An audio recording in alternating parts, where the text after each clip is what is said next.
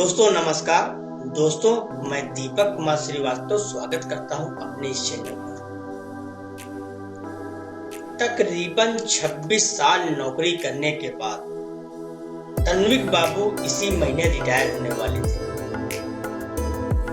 वे एक private company में चपरासी के पद पर कार्यरत थे।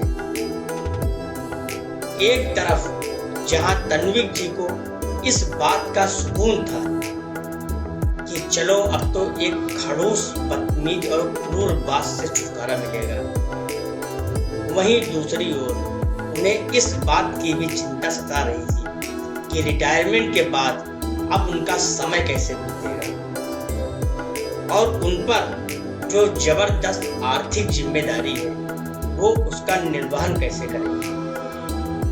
दरअसल तन्विक बाबू को एकमात्र लड़की थी जिसकी पढ़ाई और फिर ब्याह की चिंता उन्हें खाए जा रही थी। रिटायरमेंट के बाद इस महंगाई के दौर में घर के खर्च के साथ साथ बेटी की शादी उनके लिए एक बड़ी चुनौती से कम न थी। ऊपर से उनकी बीमार पत्नी के इलाज का खर्च अलग से मुंह बाए खड़ा था। हालांकि लगभग 60 कर्मचारियों वाले उस दफ्तर में अपने सुप्रीम बॉस सहित कुछ लोगों के बुरे बर्ताव के कारण वे मन ही मन बड़े दुखी रहते थे।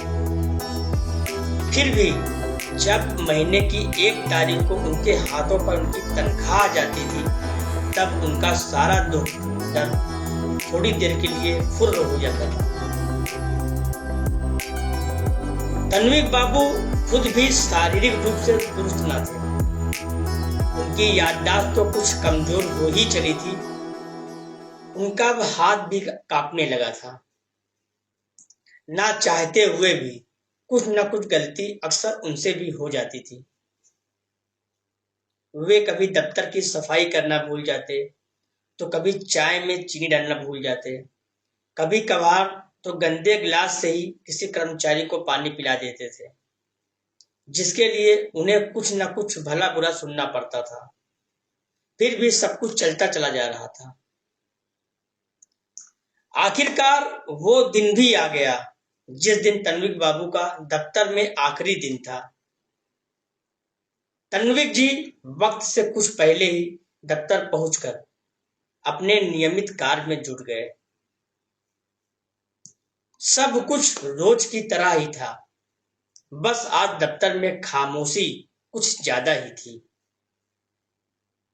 शाम में जब आखिरी बार दफ्तर से घर जाने का वक्त हुआ तो तन्विक बाबू ने टूटे मन से सोचा कि अंतिम बार खड़ूस बॉस के केबिन में जाकर उनसे मिल लिया जाए।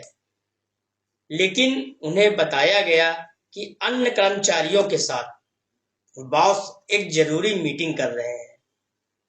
फिलहाल उन्हें कुछ देर इंतजार करना होगा। 2 घंटे के बाद जब मीटिंग खत्म नहीं हुई तो तन्विक बाबू मन ही मन चिढ़ गए और बॉस को कोसने लगे। साला क्या अहंकारी आदमी है, सिर्फ 1 मिनट के लिए मुझे बुलाकर मिल लेता। अंत में मायूस होकर तन्विक बाबू ने बिना बॉस से मिले ही अपने घर लौटने का मन बना लिया। ठीक तभी किसी ने आवाज दी, साहब तुम्हें बुला रहे हैं। तन्विक बाबू झटपट अंदर दाखिल हुए, लेकिन बॉस के केबिन का नजारा कुछ बदला बदला सा था।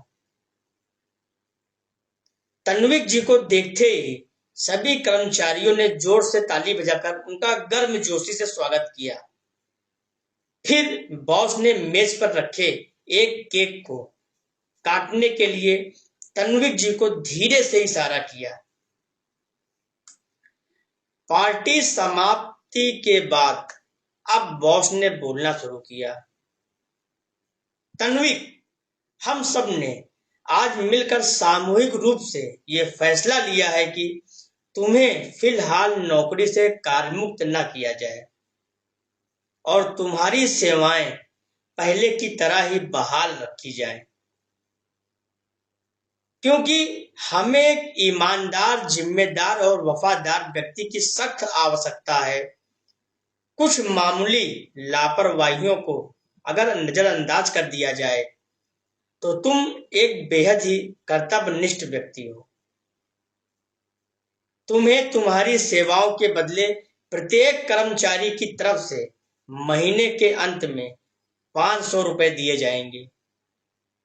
हालांकि ये हमारे ऑफिस के नियमों के खिलाफ है, फिर भी तुम्हारी आर्थिक जरूरतों को देखते हुए तुम्हारे लिए ऐसा करना पड़ रहा है। लेकिन ध्यान रहे, तुम्हारी गलतियों के लिए तुम्हें मिलने वाली डांट में कोई रियायत नहीं बदली जाएगी। बॉस ने अपनी बातों को बीच में रोकते हुए रुपए का एक बंडल तन्विक बाबू के हाथों में थमाया और फिर बोलना शुरू किया। आज ही ये 5 लाख रुपए हम सब ने मिलकर तुम्हारे लिए जमा किए हैं ताकि तुम अपनी बेटी की शादी धूमधाम से कर सको। बॉस ने जैसे ही अपनी बारी को विराम दी, तालियां फिर से गड़गड़ा उठी। तन्विक बाबू रोते हुए बॉस के चरणों में झुक गए, लेकिन बॉस ने उन्हें पकड़कर अपने गले से लगा लिया।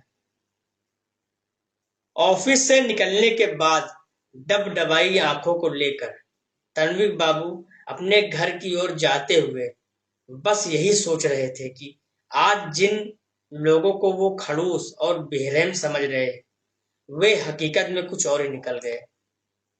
दोस्तों, अक्सर हमारे नकारात्मक विचारों के कारण किसी भी व्यक्ति के प्रति हमारे मन में जो धारणा बन जाती है वो हमेशा सही नहीं होती है। कभी कभी लोग इतने भी बुरे नहीं होते हैं जितने हम उन्हें मान बैठते हैं।